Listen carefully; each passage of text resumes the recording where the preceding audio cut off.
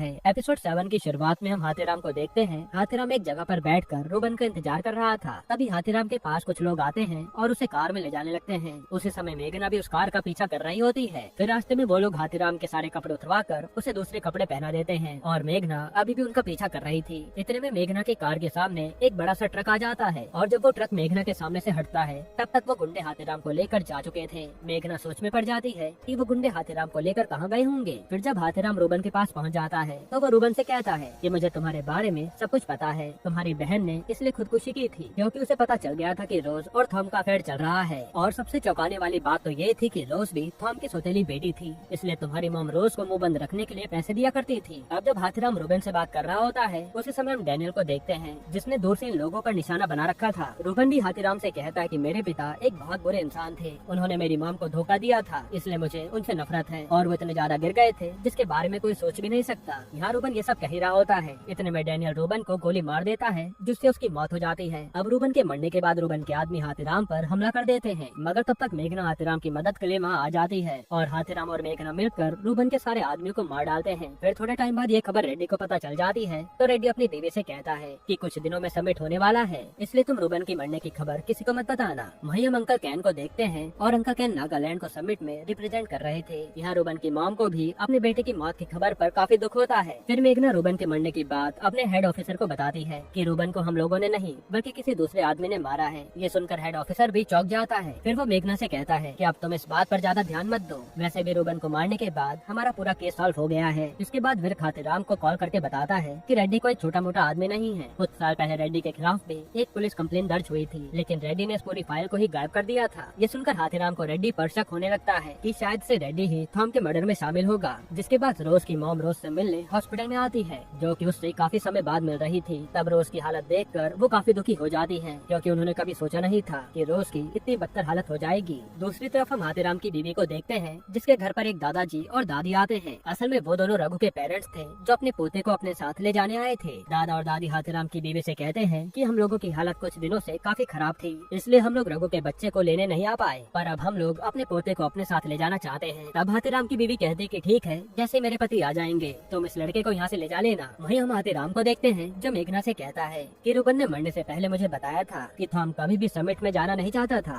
लेकिन एक दिन थॉम का 60 करोड़ का माल पुलिस ने पकड़ लिया और माल की जानकारी थॉम के किसी करीबी दोस्त ने दी थी। यहाँ हाथीराम को पूरा यकीन था कि वो माल की जानकारी जरूर रेड्डी ने पुलिस को दी होगी क्योंकि रेड्डी को थॉम के बारे में सब कुछ पता था। तब मेघना हाथीराम को बताती है कि जिस स्नाइपर ने रूबन को मारा था वो sniper Kohima tour and travels agency की कार में आया था। ये सुनने के बाद हाथीराम उस एजेंसी के बारे में पता करता है तो उसे पता चलता है कि वो स्नाइपर शिव की कार में बैठकर रूबन को मारने आया था। इससे हाथीराम समझ जाता है कि शिव जरूर उस स्नाइपर के बारे में जानता है। फिर हाथीराम शिव को जाकर बहुत मारता है और सारी बात बताने को कहता है। इस पे शिव उसे बताता है कि डैनियल नाम के आदमी ने रूबन को मारा था क्योंकि डैनियल को एक गाड़ी की जरूरत थी और उस समय मेरे ऊपर भी एक केस चल रहा था। उस केस की वजह से मैं अपने घर नहीं जा पा रहा था, इसलिए डैनियल ने मुझे कहा था कि अगर मैं उसे अपनी गाड़ी दे दूंगा तो वो मुझे इस केस से बाहर निकालने में मदद करेगा। इधर हम विर्क को देखते हैं जो डैनियल की गर्लफ्रेंड से जाकर कहता है कि तुमने मुझसे झूठ क्यों कहा था कि थॉम की मौत के दिन डैनियल तुम्हारे साथ था। इसमें वो उसे कहते कि उस दिन डैनियल मेरे साथ सिर्फ रात के 11 बजे तक था और 11 बजे के बाद वो मेरे पास से चला गया था। साथ ही वो उसे बताती कि डैनियल लंगजोमा नाम की जगह से आता है। इस जगह के लोग अपने लीडर के लिए काफी वफादार होते हैं, इसलिए मुझे यकीन है कि वो थॉम को कभी मार नहीं सकता।